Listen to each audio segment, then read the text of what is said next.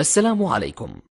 لا تنسوا الإعجاب بالفيديو والاشتراك في القناة تشجيعا لنا لنستمر بنشر المزيد إن شاء الله. أنا رجعت بقالي أسبوعين. طب أولا مبروك. الله يبارك فيك. أنا ما رجعتش، دي قناة جديدة يا سيادة المستشار. لا يعني رجعت للإعلام تاني، ما أنا عارف إن قناة الحدث طبعا. أهلا وسهلا. فيها الأستاذ عبد الناصر الزيدان وفيها مجموعة متميزة يعني. أنا موجود إعلامي على طول وصحفي على طول، مش يعني. طيب ماشي. أهلا وسهلا بيك. مبروك العودة، اتفضل. ربنا يخليك. حضرتك مين اللي كان معاك وطالب؟ معايا الأستاذ محمد سعد عبد الحفيظ، عضو مجلس نقابة الصحفيين. أهلا وسهلا. أنا الحقيقة كنت في غياب حضرتك بقول إن مش معقول نادي الزمالك أو رئيس نادي الزمالك بياخد قرار بيمنع 4000 صحفي زي ما بيان نقابة الصحفيين بيقول، وكنت بقول احتمال بعض اللي تم منعهم أو تجميد عضويتهم وربما يكون هناك مخالفات. أستاذ محمد سعد عبد الحفيظ بيقول لأ، ده مجرد ما حد بيعمل أي نقد للمستشار أو لنادي الزمالك بيطلع القرار ده. فإيه هي الحكاية؟ محمد معاك على الخط ولا مشي؟ لا معايا موجود. المستشار معاك يا فندم. محمد أنت مصدق اللي أنت بتقوله ده؟ يا فندم انا مصدق. لا انت مصدق ان انت بتقوله ان اي حد بينتقدني استاذ سيد لما يكتب عني ان انا مجاري ضربه ومعفن، ويكتب عني ان انا عندي جرب بقعد اهرش، ولما يكتب عني هذا لا يليق، هذا لا يليق طبعا. بشكوى واحنا نفتح تحقيق ونحيل استاذ محمد استاذ محمد، طب ندي لسياده المستشار الفرصه زي حضرتك ما اتكلمت. اتفضل يا فندم اتفضل. هل هذا نقد؟ لا لا لا لا بتقول عليها جربان وبهرش ده نقد؟ لا لا ليس له اي علاقه بالمهنه. لا طبعا. المنصه ده نقد؟ لا. لما في صحفي اسمه ماجد غراب عايز يعمل عضويه واللعيبه بيشتم اللعيبه جوه الملعب، تمام؟ والمجلس الاداره خد قرار من فضلك استاذ ماجد اذا كنت انت مش قادر بتعمل كده، تمام؟ اولا لازم بس نقول الاول ان احترامي لنقابه الصحفيين لا حدود له. انت فتره من فتراتك كنت مقيم في نقابه الصحفيين. لا سيبك من مقيم يا سيد، انت ناسي ان انا كنت صحفي يعني. لا انا فاكر في نهايه الثمانينات والتسعينات كنت مقيم في نقابه الصحفيين تقريبا معانا. وحاضر جميع انتخابات النقابه. تمام. واتفقنا ان احنا يا جماعه نبدا صفحه جديده كلها ادب واحترام. كويس. تمام. انا مش بكبرت ضارب وريحتي معفنه زي ما كتب الاخ اللي اسمه اسامه خليل في مصر اليوم. بس ما تكررهاش كتير دي خلاص. انا مش جربان زي مكتوب في الوطن، لا الكلام ده مش همشيه. حضرتك اذا كنت عايزني احترمك احترمني. خد موقف منه ومن الجريده يا سياده المستشار. ثانيه واحده.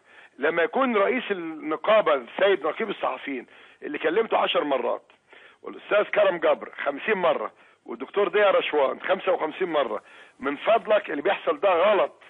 في النهايه انا راجل بطبق لائحه استاذ سيد. انتقدني كما تشاء. انا لست فوق النقد.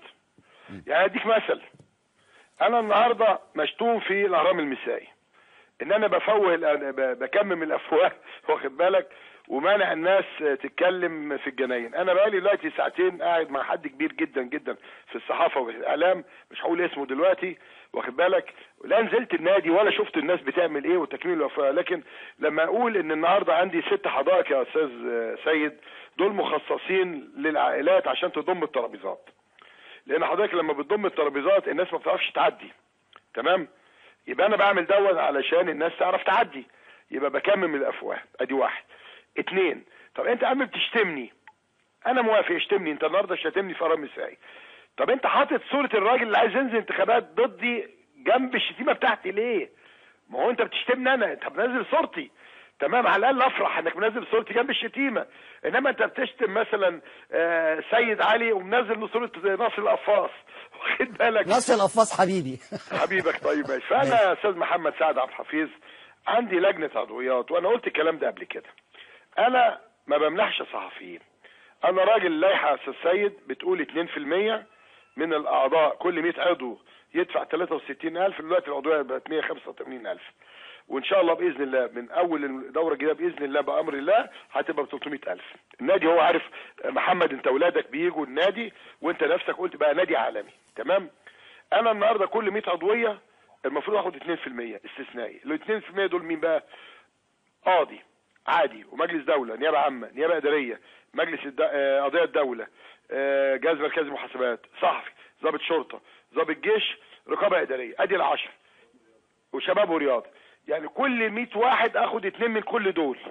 يعني اذا لو انت جيت تحاسبني بقى عشان اللائحه، خلاص انا لو خدت النهارده مثلا اقول 5000 عضو عامل. تمام. ال 2% بتوعهم يبقوا كام؟ 100 واحد.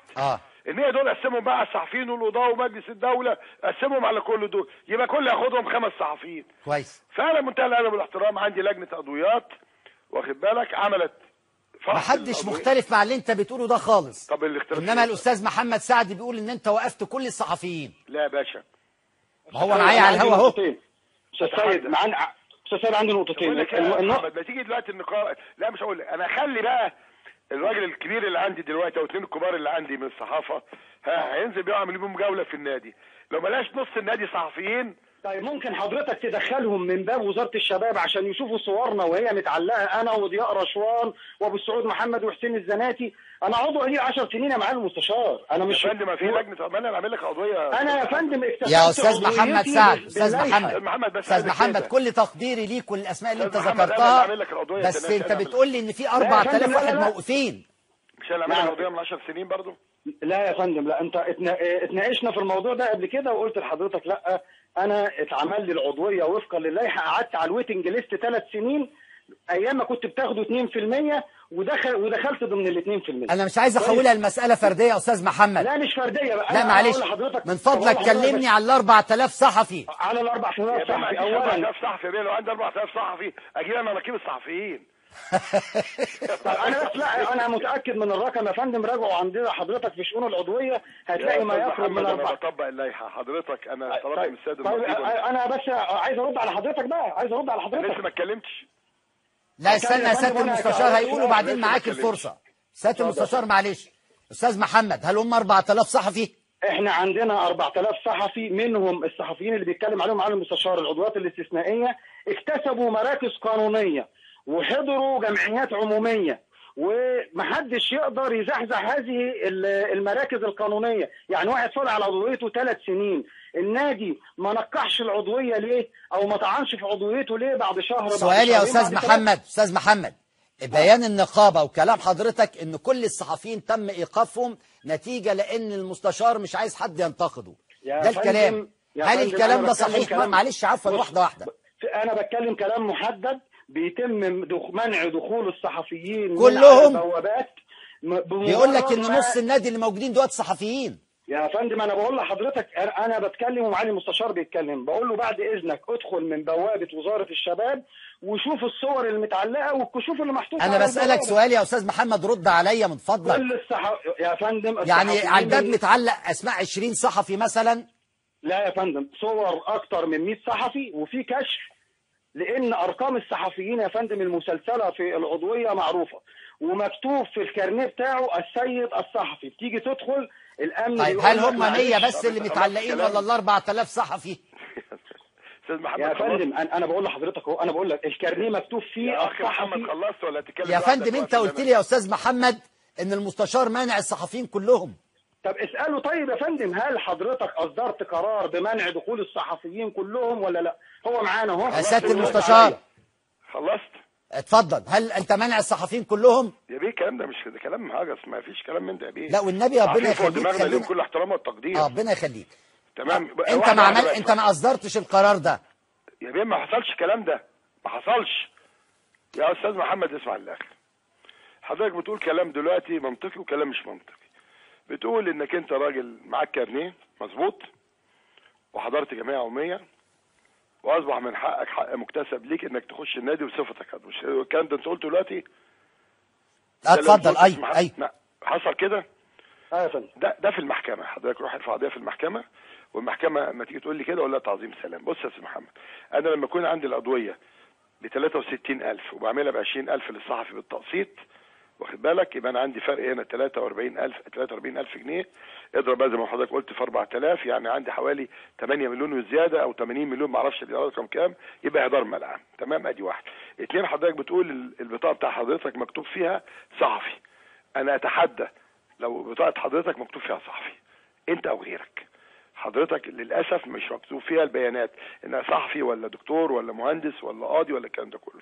وعشان كده احنا جبنا شركه عشان بعد كده تبقى بصمه العين، خدوا الداتا كلها وهيتكتب في الكارنيه بتاع حضرتك وظيفتك.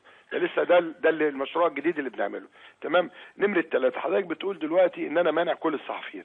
لا يا فندم، في لجنه ادوات اجتمعت لقت فيه عدد زياده كتير جدا جدا جدا، فبدات كل اللي بدات بيه بحوالي 50 او 40 اعتقد، ما يزيدش عن 40 من 4000.